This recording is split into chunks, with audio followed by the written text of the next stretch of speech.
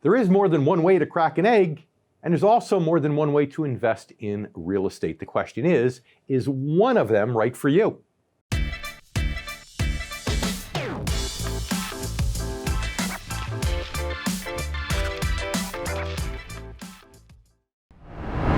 Hi everyone, I'm David Scranton, and thank you so much for clicking on today's video. You know, investing in real estate always seems to be a hot topic in the financial world. You know, who hasn't dreamt of buying a fixer-upper, actually fixing it up, selling it for a huge profit? But it's just one approach to real estate investing, and none of these approaches are as simple as they sound.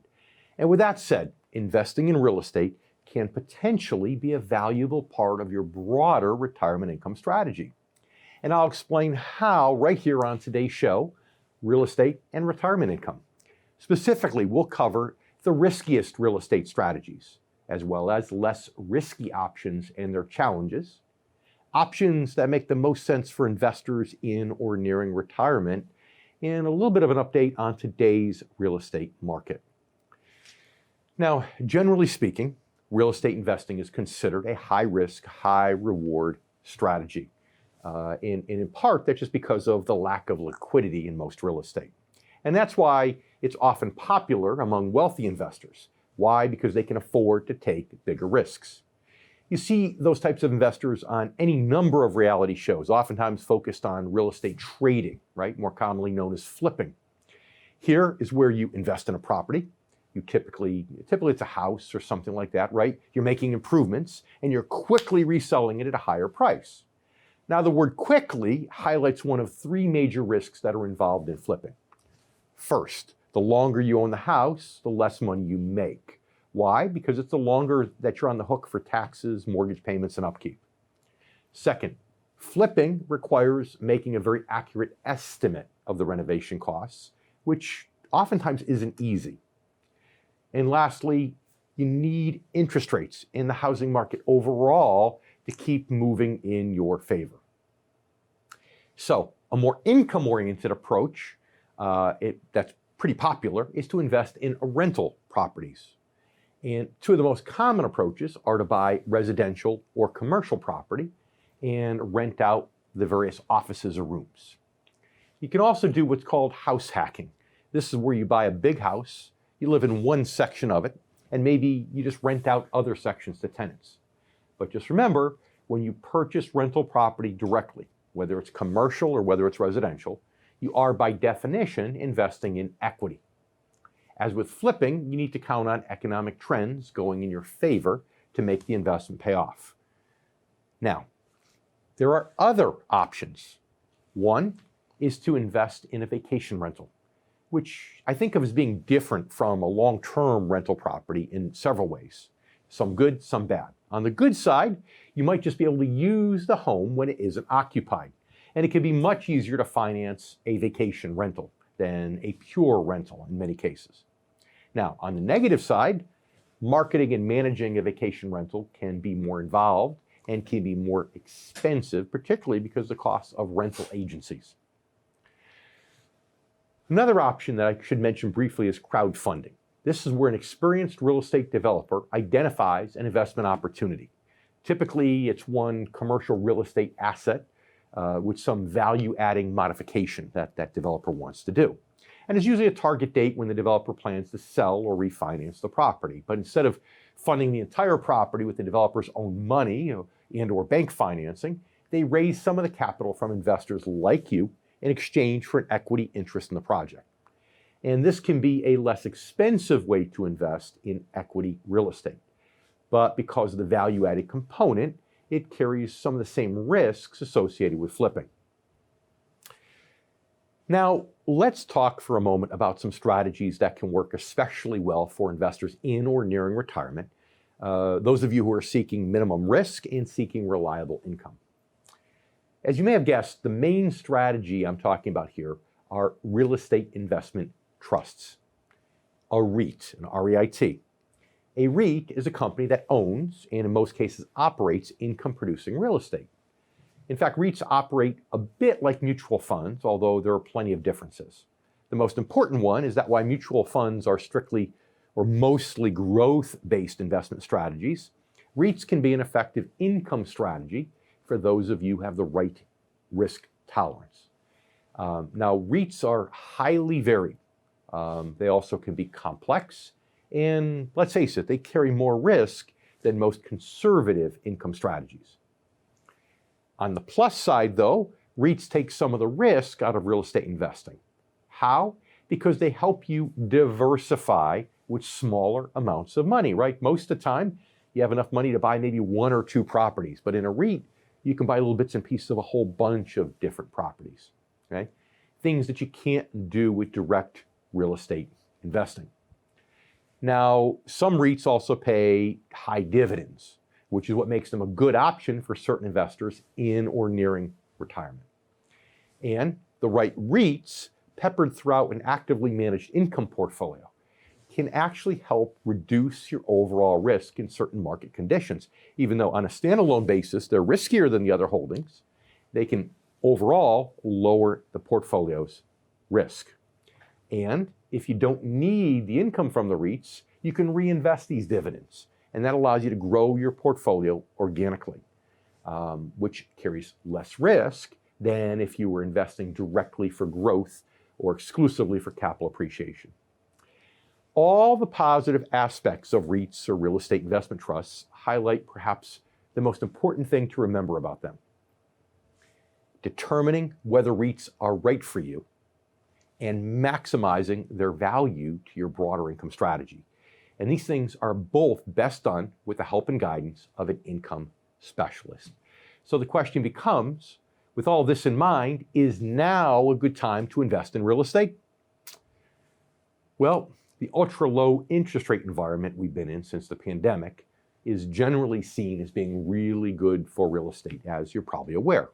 If rates remain low and the economy keeps moving in the right direction, as many expect it will, real estate could have another strong year in 2022 and possibly beyond.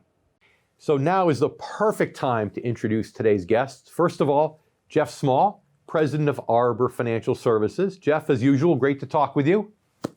Great to be here, Dave.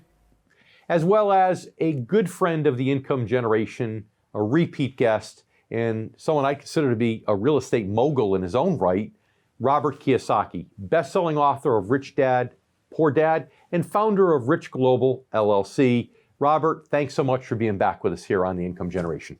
Oh, thank you. It's always nice to be our guest. So Robert, just when you think that real estate can't go up any higher, it does the exact opposite and it keeps going up higher. When will we hit the maximums now in real estate values, or have we peaked at this point in time with real estate values? Well, these are unusual times.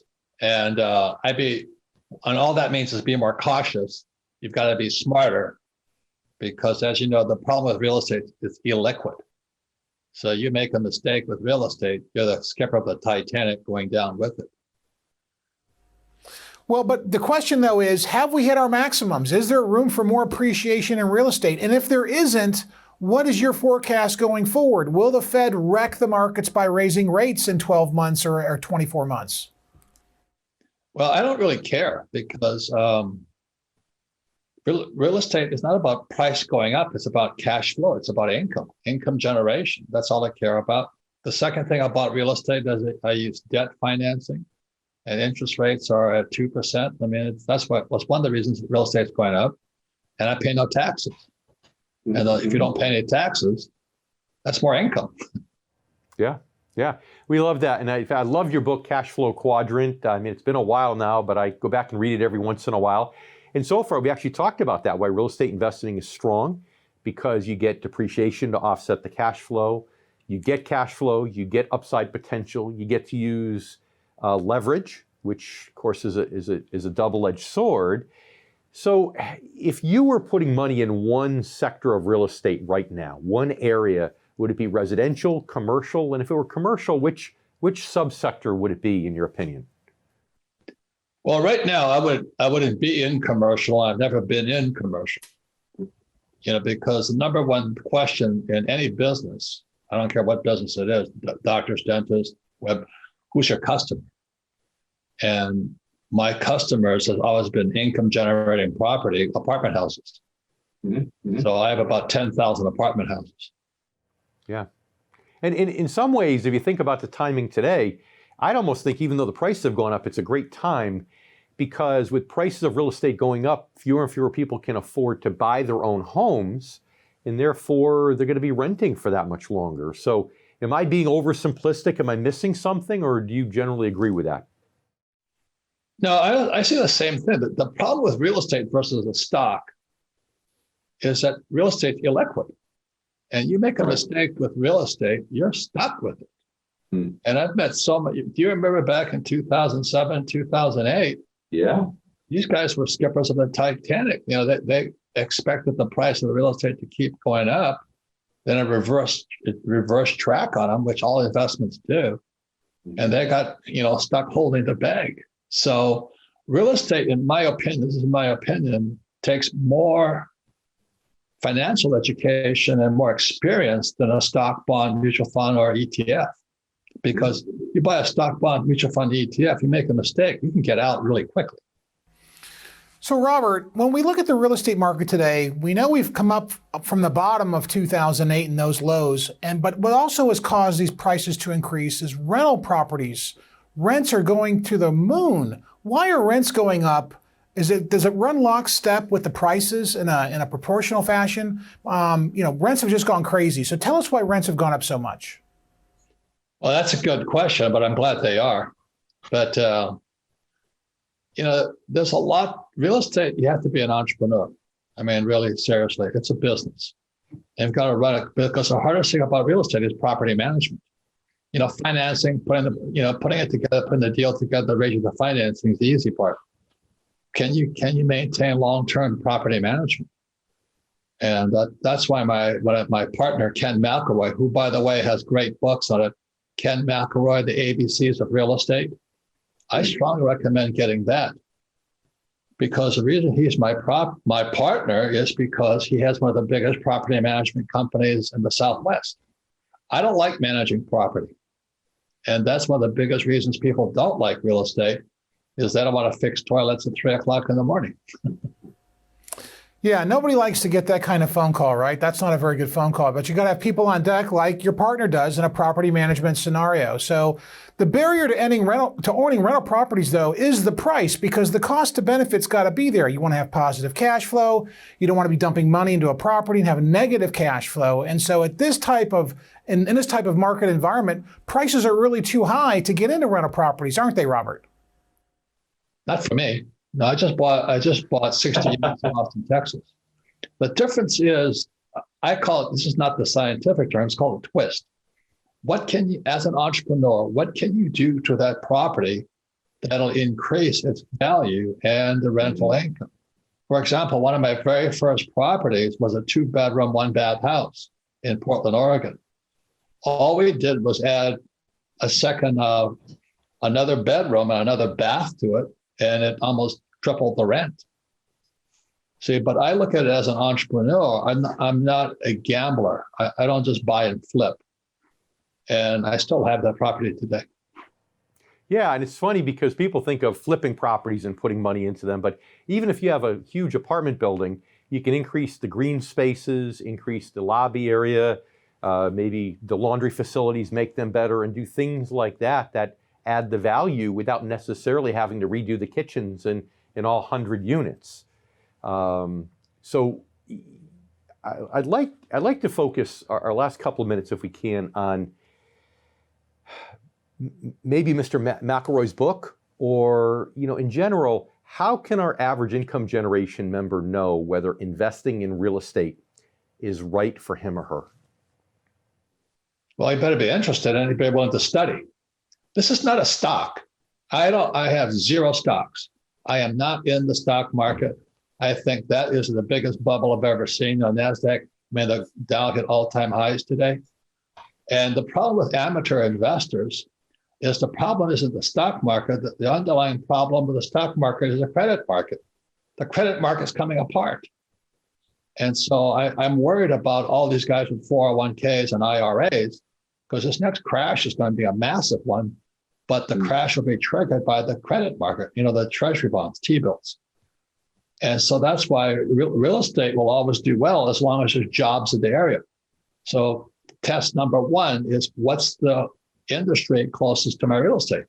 So for example, I own huge apartment houses in San Antonio, Texas, but they're right next to hospitals. Mm-hmm. Hospitals for the next at least 3 years will be in business. And most hospitals have lots of employees, and that's what makes it a good investment. Plus, I added washing machines to them and dryers, so I increased the rent.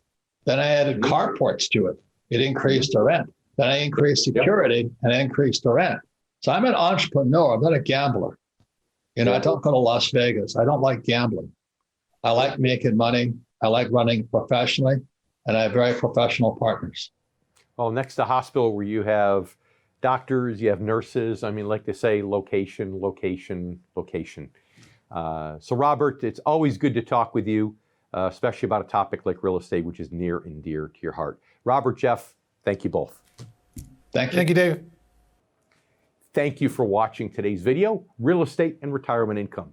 If you enjoyed this video, click the thumbs up button to give us a like, and make sure that you subscribe to our YouTube channel for new content each and every week.